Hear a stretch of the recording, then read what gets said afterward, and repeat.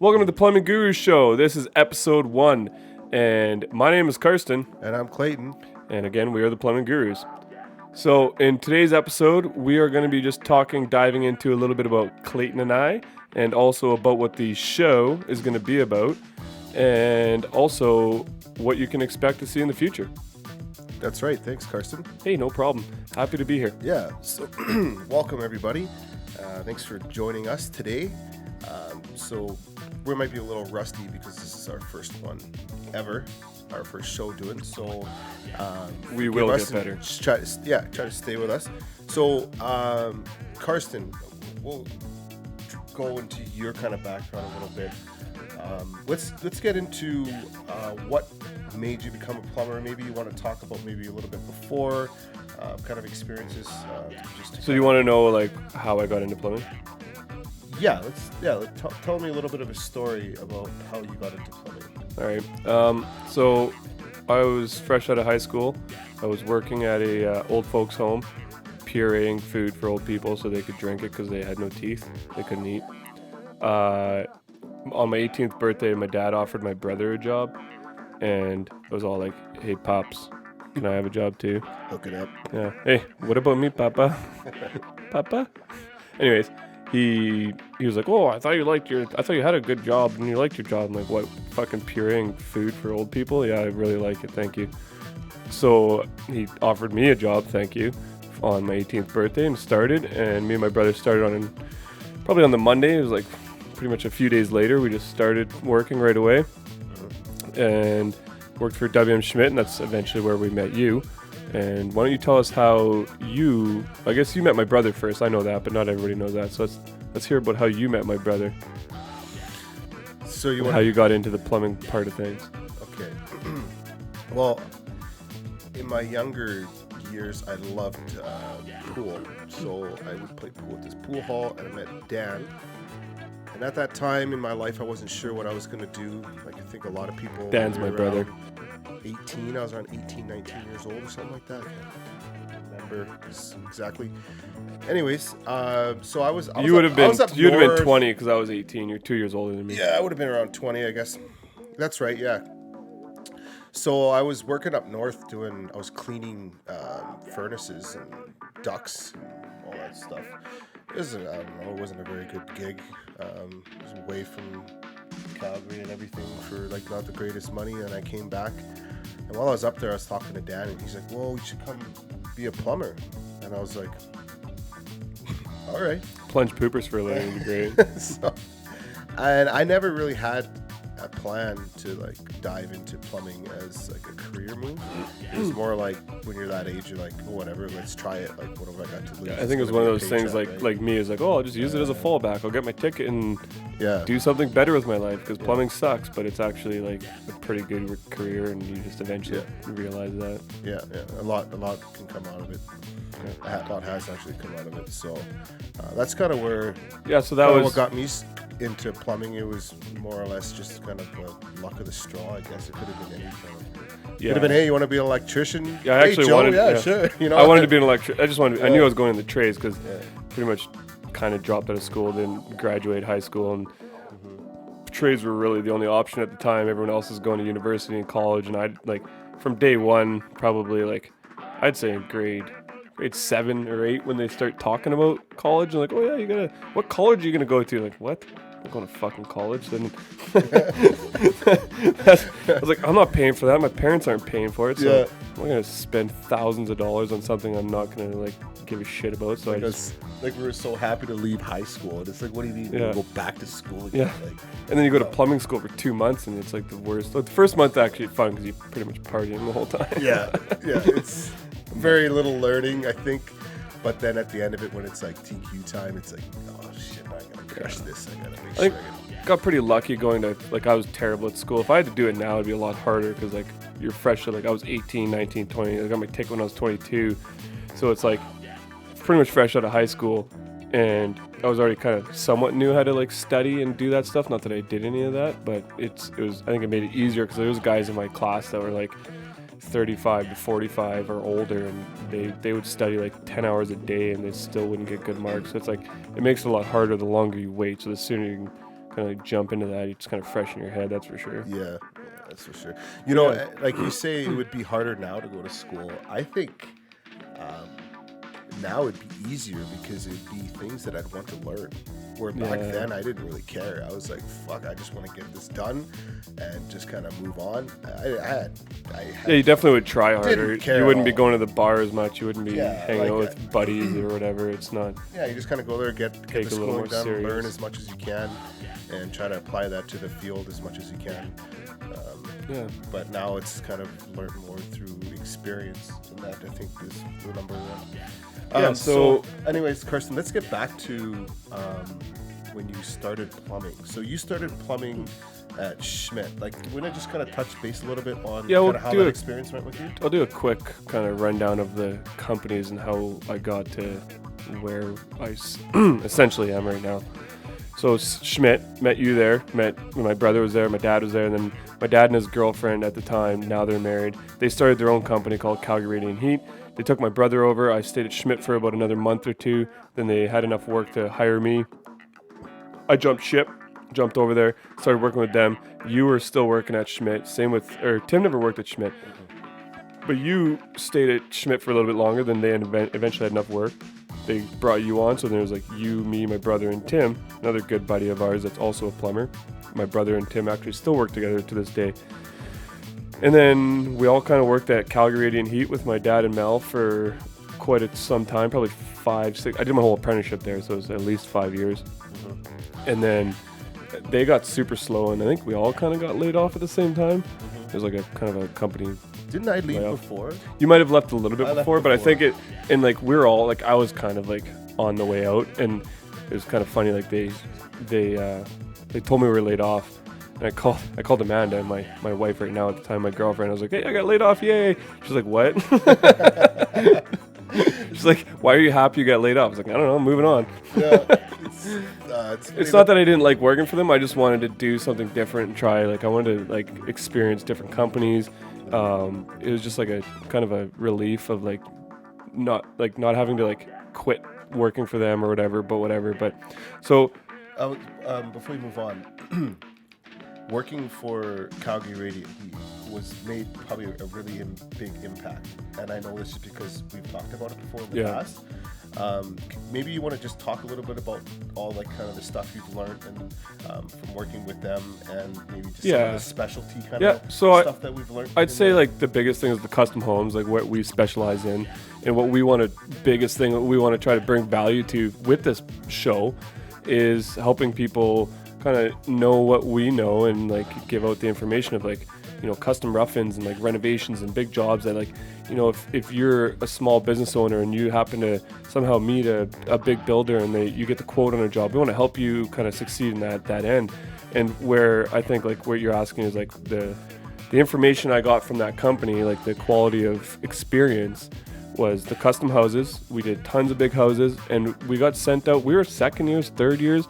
We were doing the work by ourselves. Like my dad and Mel would just, you know, get us on site, give us the blueprints, kind of walk through the job a little bit and just like pretty much leave and probably go to the bar and leave. I don't think they went to the bar. They're probably out looking for more work. Yeah. But yeah, maybe they were at the bar. I don't know. But well, that's how you get more work sometimes. Sometimes you got to go to the bar with clients. Do it all the time. So I would say, you know, that experience, not a lot of people get to do that. Most people, when they get hired at companies, they get very pigeonholed. They get told that, like, you know, oh, you know, you're gonna do these water lines. This guy's good at water lines. This guy's good at ABS. Or this guy's good at doing finishing. And you get kind of stuck. Or if you're in commercial, you get stuck doing just water lines. Or same thing. You get stuck just putting inserts in. I've seen people do 4 years of drilling fucking inserts. So we got super lucky in that aspect of like 5 years of good quality experience and on our own, and had to just kind of figure it out. You know, we had the teachings from my dad and Mel, and they kind of guided us along the way, which was really good. But it was just the being together and kind of just figuring it out on our own. It allows you to think outside the box, think like for yourself, and not have somebody tell you what to do all the time, until they came in and said that looks like shit and make you change it. But and they didn't have any problem. No problem telling, and that's where it comes down to. It's like, well, some people be like, oh, it looks like shit, but whatever, just make it look better next time. You don't learn that way. if you do something and you think it looks like shit, it probably looks like shit. So take it out and try to redo it. If it was whoever it was that made the mistake of what on that job, it was usually that person that was fixing the mistake, right? They weren't like, you carry on to the next job, we'll get somebody else to fix your fuck up. It was, no, if it was Carson that made the mistake, or I did, or whoever it was, they were the ones fixing it. Yeah, you had to go back and fix your own mistakes. Yeah. That's definitely a big way to learn.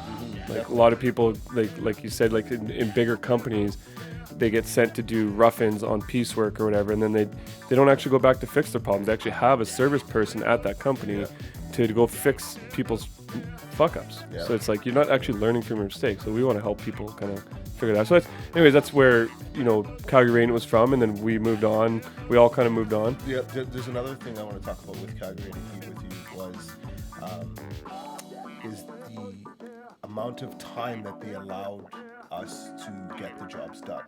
It was never like we were rushed, right? And right. It's like you were able to think and make the mistakes and plan. Never told to hurry up.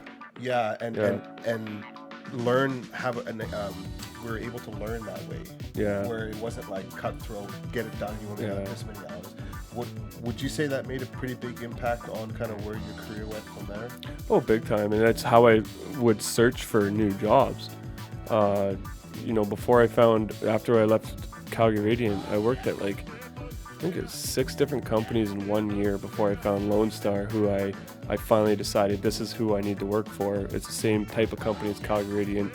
Lots of big houses, custom houses, worked for really good builders. The boss was really good. And again, I was back working with my brother again. And then eventually Tim showed up and worked with us. And that's where I ended up starting my business. And that's where I ended up meeting you after. But I worked at 6 different companies. I worked at the hospital over here, worked commercial, did a bunch of just like cookie cutter houses where you're just like literally getting told to rough in as fast as you can. I don't give a shit what it looks like. Just get it done.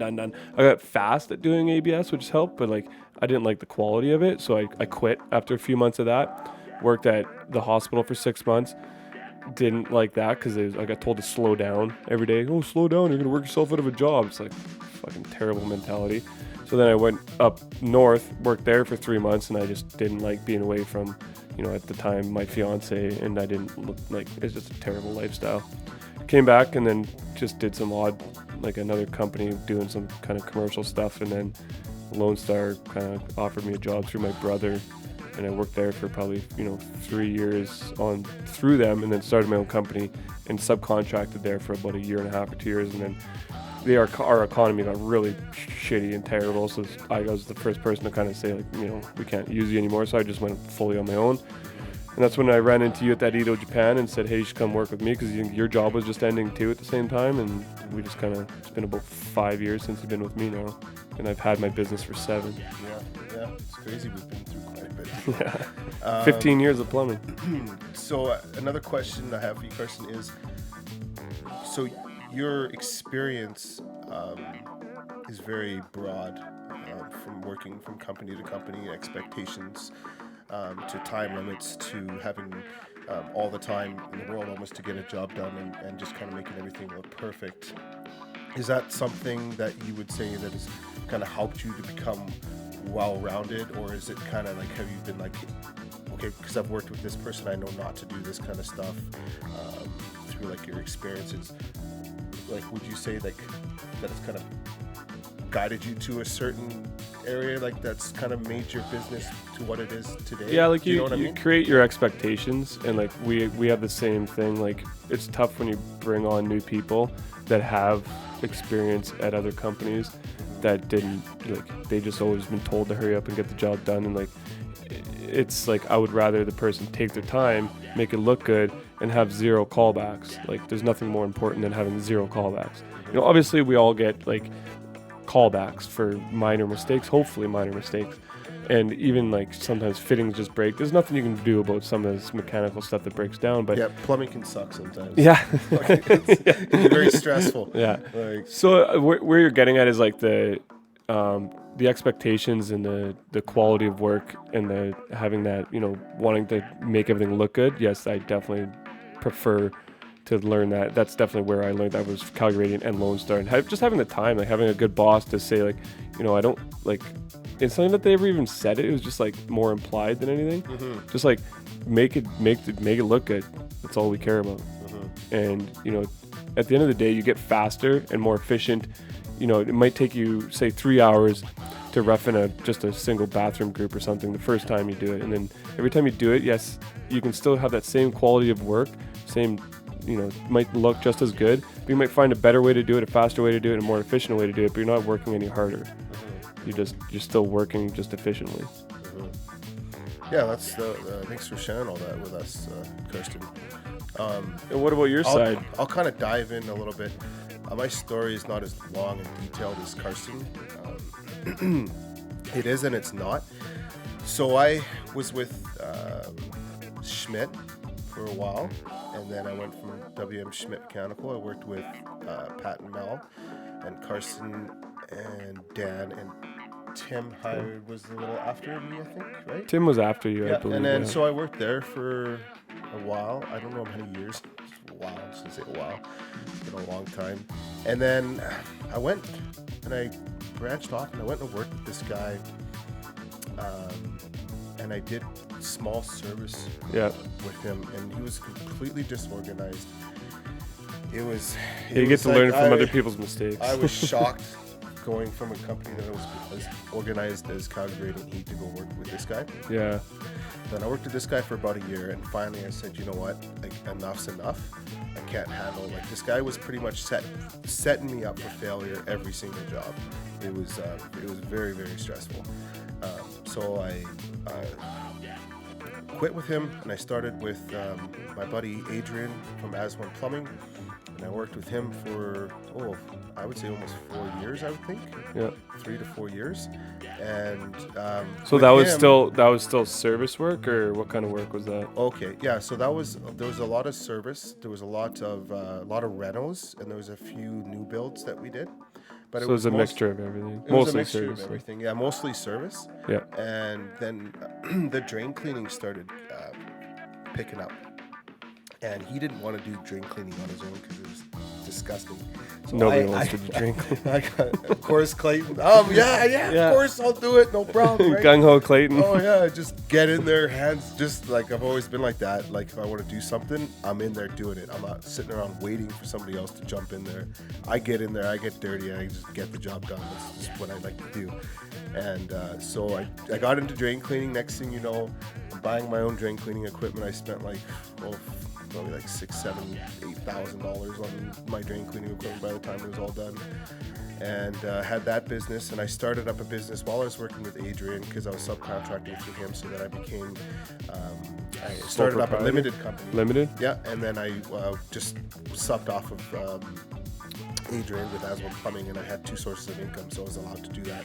Yeah. You're not allowed to have the one just individual company that you work for. Is that right? If you're a limited company, you have to have. Yeah, that's a whole other story. Yeah, it's a whole other story. Anyway, so we figured that out. So then I was doing that, and then I actually shut down my drain cleaning company. I had a really, really bad experience. Maybe later I'll get into that one when we have maybe some a little more drain cleaning or something. But it's a nasty story, and I'll just give everybody a heads up that when I do tell this story, it's so vivid that it might just stain the brain and it might just stay there. Maybe we'll throw some pictures in. And we'll throw some pictures in. It's a pretty bad one. And after that, I shut her down. That was it. I sold all my drain cleaning equipment. But you got to experience like owning your own business, working for somebody else, and understanding, more of the business side of things, and then kind of learning from maybe his mistakes, your own mistakes, and like when I kind of hired you, you already. That's why you're an ideal employee. You already understand like how businesses run. Just like get the job done, but still make it look good, and take the time to make sure there's no callbacks. There's one thing I did learn while working with Adrian and having my own business. The biggest thing I learned was the liability of plumbing is 5 minutes, like an hour. If you stay at a job for an extra hour just to make sure that you have no issues, no leaks or whatever, and you bill for an extra hour, right?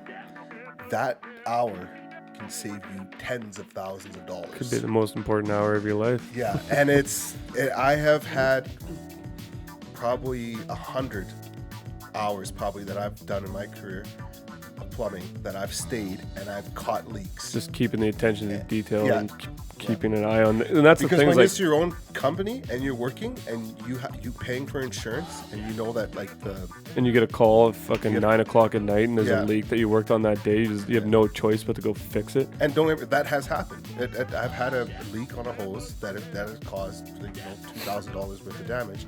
Luckily, I was working with Adrian at the time. He ended up picking up my bill. Anyways, what I'm getting at here is that you learn that liability is a very big deal when it comes to the kind of plumbing that we do, and you want zero callbacks, like you were saying before. Like you want like whatever it takes to have no callbacks. That's what You want a low callback rate because Yeah. there's always like it's impossible not to have callbacks. But Yeah, but that's the mentality you want. if you have like 10, 15 jobs, if you have one callback, then you're probably actually less would be better. But yeah, less would be better. Yeah. Anyway, so you learn, and then I went from there. So that was probably the biggest thing the most valuable thing I learned was.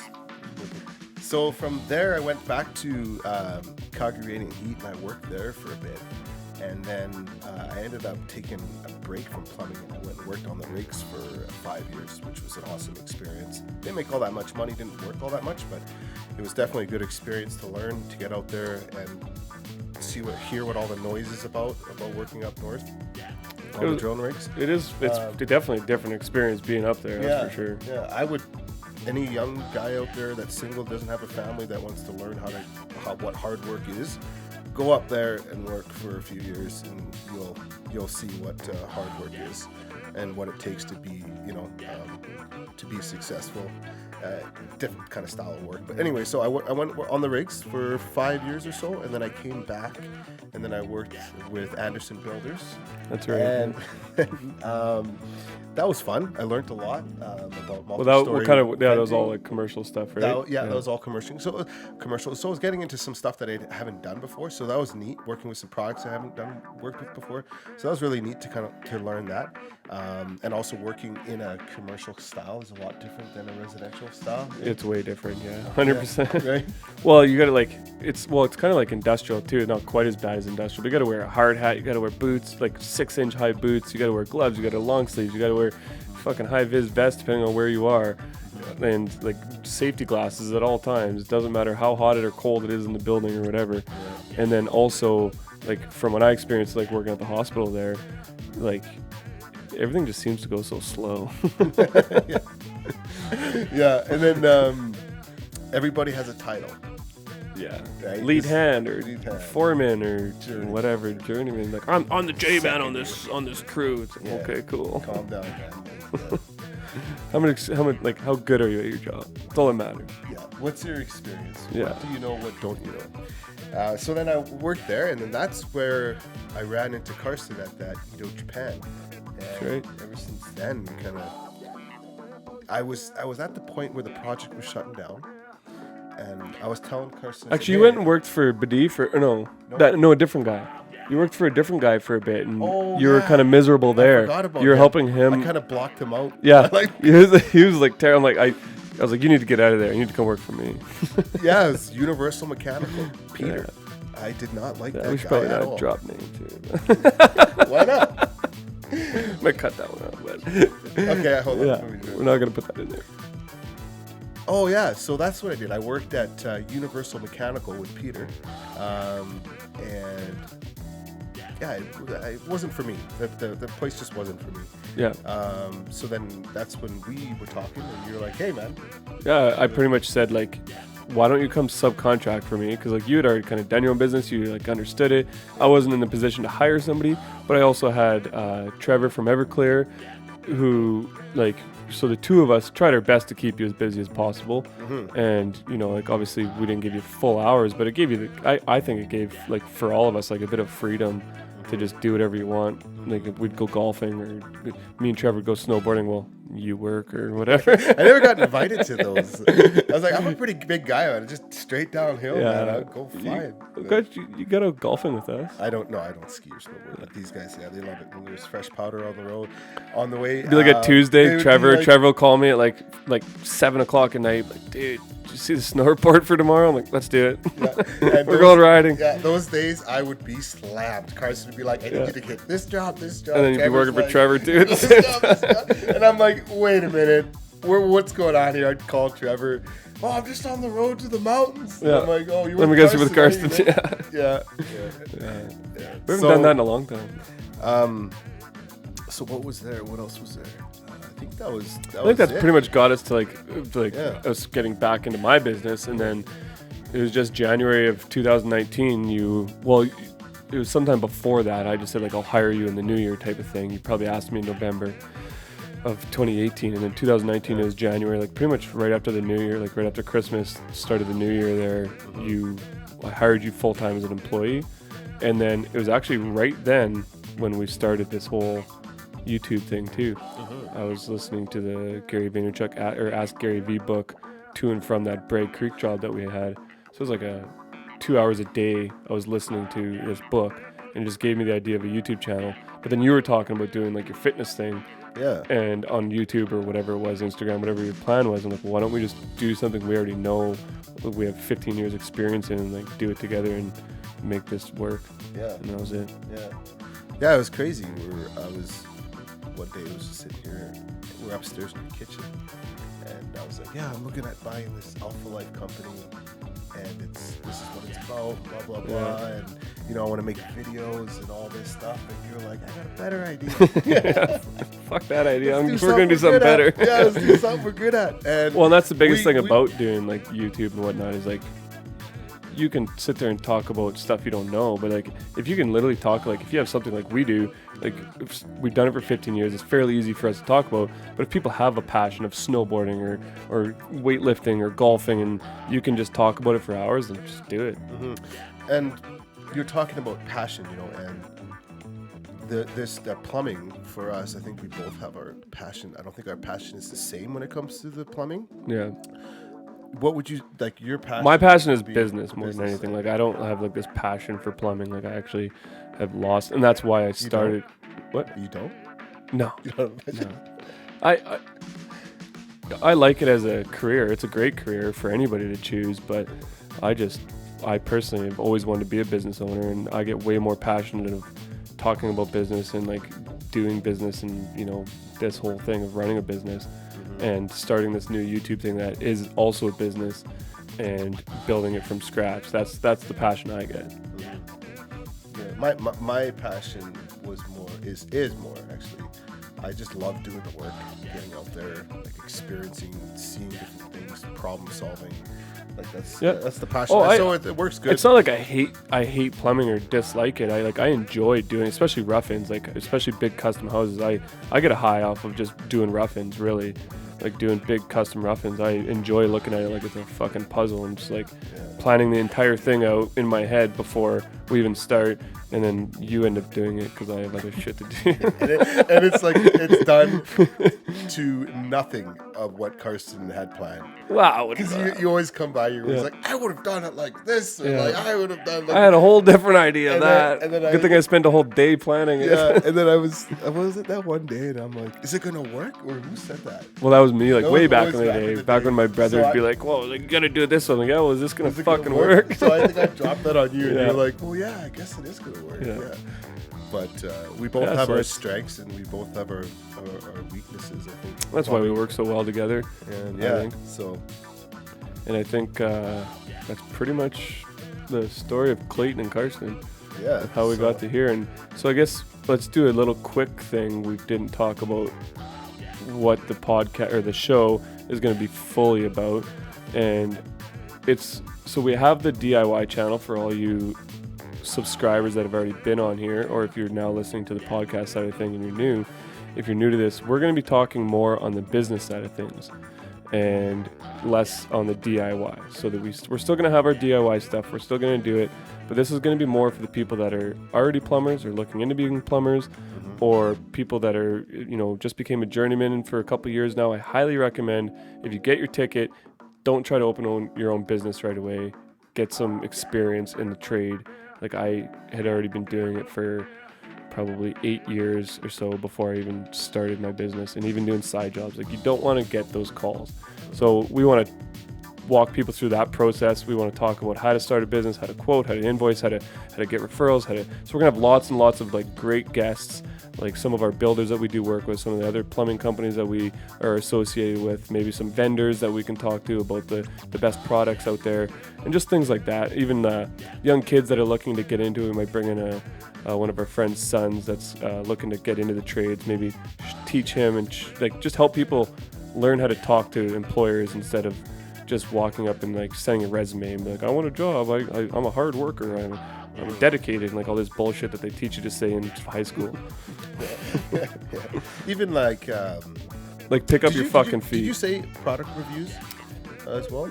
Not product reviews, no. Even like material reviews, like no, it'd just be like, I think we'll talk to like vendors. Like, we'll bring in some vendors and just talk to them like about it could be not a review, but just like talking like an IBC vendor or something, like boilers. Like, well, we could interview them and talk to them and ask them like why their boiler is, comparable and better to the next one. Why should we use IBCs? Like, just stuff like that.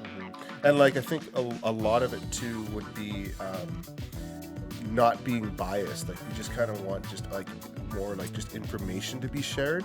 Yeah, we're just going to be sharing our personal reviews. Yeah, like we do. Yeah, like we do have tools that we prefer to use. Yeah, like we can talk about that kind of stuff, but I think that's more on the DIY side of like talking about the tools. Like, we've already kind of done that. People know we like Milwaukee. People know like we have a video on what hand tools to buy. I think it'll be more like interviews of people that have either ran a business or looking to run a business. Maybe we can help them, and also give value to the people that are watching. That's you. And we will bring in more people like that. Like, Trevor from Everclear. Me and him started our companies at the same time. So and you worked with him, so we know him quite well. We'd like to bring him on.